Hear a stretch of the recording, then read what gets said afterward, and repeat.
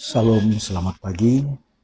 Hari ini pembacaan Alkitab dari hari ke-312, 8 November dari Amsal 27. Lebih baik teguran yang nyata-nyata daripada kasih yang tersembunyi. Seorang kawan memukul dengan maksud baik, tetapi seorang lawan mencium secara berlimpah-limpah. Orang yang kenyang menginjak-injak madu, tetapi bagi orang yang lapar segala yang pahit dirasakan manis. Seperti burung yang lari dari sarangnya, demikianlah orang yang lari dari kediamannya. Minyak dan wangi-wangian menyukakan hati, tetapi penderitaan merobek jiwa. Jangan kau tinggalkan temanmu dan teman ayahmu. Jangan datang di rumah saudaramu pada waktu engkau malang. Lebih baik tetangga yang dekat daripada saudara yang jauh. Anakku, hendaklah engkau bijak. Sukakanlah hatiku, supaya aku dapat menjawab orang yang mencela aku. Kalau orang bijak melihat malapetaka, bersembunyilah ia. Tetapi orang yang tak berpengalaman berjalan terus lalu kena celaka. Ambillah pakaian orang yang menanggung orang lain, dan tahanlah dia sebagai saudara ganti orang asing. Siapa pagi-pagi sekali memberi selamat dengan suara nyaring, hal itu akan dianggap sebagai kutuk baginya. Perjanjian baru Ibrani 9. Memang perjanjian yang pertama juga mempunyai peraturan-peraturan untuk ibadah dan untuk tempat kudus buatan tangan manusia. Sebab ada dipersiapkan suatu kemah, yaitu bagian yang paling depan, dan di situ terdapat kaki dian dan meja dengan roti sajian. Bagian ini disebut tempat yang kudus. Di belakang tirai yang kedua terdapat suatu kemah lagi yang disebut tempat yang maha kudus. Di situ terdapat mezbah pembakaran ukupan dari emas dan tabut perjanjian yang seluruhnya disalut dengan emas. Di dalam tabut perjanjian itu tersimpan buli-buli emas berisi mana, tongkat Harun yang penuh, yang pernah bertunas, dan loh-loh batu yang bertuliskan perjanjian. Dan di atasnya kedua kerub kemuliaan yang menaungi tutup pendamaian. Tetapi hal ini tidak dapat kita bicarakan sekarang secara terperinci. Demikianlah caranya tempat yang kudus itu diatur. Maka imam-imam senantiasa masuk ke dalam kemah yang paling depan itu untuk melakukan ibadah mereka.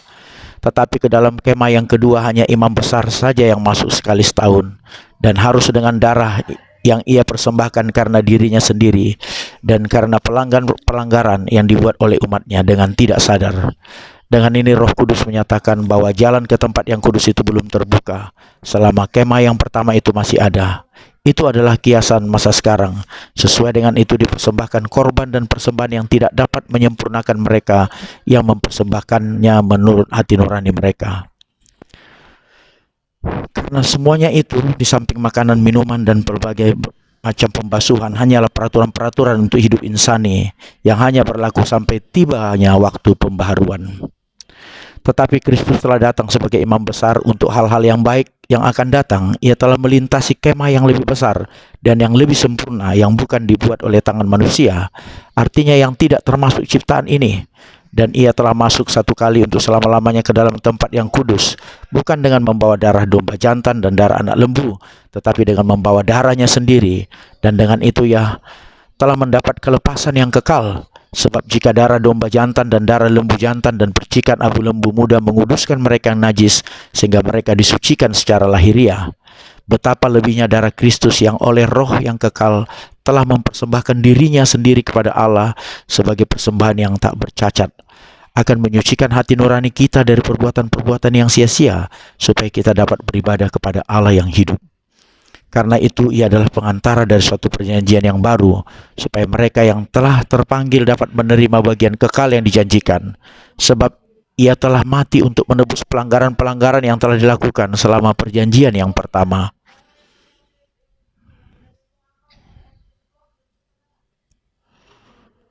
Perjanjian lama Yeskiel 16.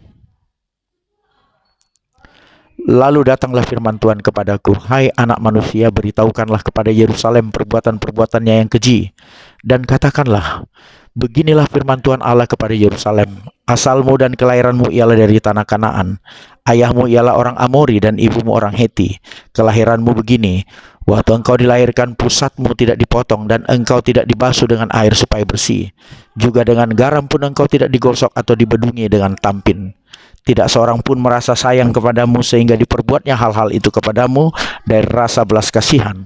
Malahan engkau dibuang ke ladang oleh karena orang pandang enteng kepadamu pada hari lahirmu.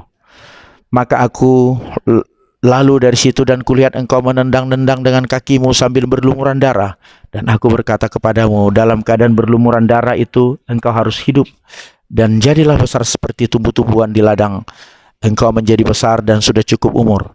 Bahkan sudah sampai pada masa mudamu. Maka buah dadamu sudah montok, rambutmu sudah tumbuh, tetapi engkau dalam keadaan telanjang bugil. Maka aku lalu dari situ dan aku melihat engkau, sungguh engkau sudah sampai pada masa cinta birahi. Aku menghamparkan kainku kepadamu dan menutupi auratmu. Dengan sumpah aku mengadakan perjanjian dengan engkau.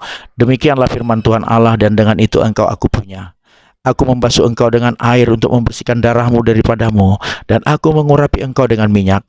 Aku mengenakan pakaian berwarna-warna kepadamu dan memberikan engkau sandal-sandal dari kulit lumba-lumba dan tutup kepala dari lenan halus dan selendang dari sutra. Dan aku menghiasi engkau dengan perhiasan-perhiasan dan mengenakan gelang pada tanganmu dan kalung pada lehermu.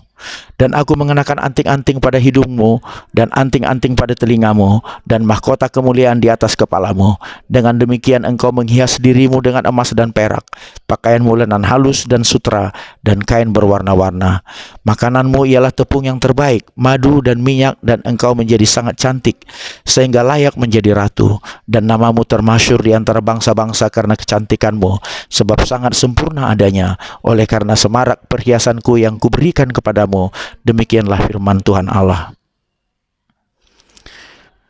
Tetapi engkau mengandalkan kecantikanmu dan engkau seumpama bersundal dalam menganggarkan ketermasyuranmu, dan engkau menghamburkan persundalanmu kepada setiap orang yang lewat. Engkau mengambil dari pakaian-pakaianmu untuk membuat bukit-bukit pengorbananmu berwarna-warni, dan engkau bersundal di situ. Seperti itu belum pernah terjadi dan tidak akan ada lagi. Engkau mengambil juga perhiasan-perhiasanmu yang dibuat dari emasku dan perakku yang kuberikan kepadamu, dan engkau membuat bagimu patung-patung lelaki, dan engkau bersundal dengan mereka. Engkau mengambil dari pakaianmu yang berwarna-warni untuk menutupi mereka, dan engkau mempersembahkan kepada mereka minyakku dan ukupanku, juga makananku yang kuberikan kepadamu, tepung yang terbaik, minyak dan madu kuberikan makananmu. Engkau persembahkan kepada mereka menjadi persembahan yang harum.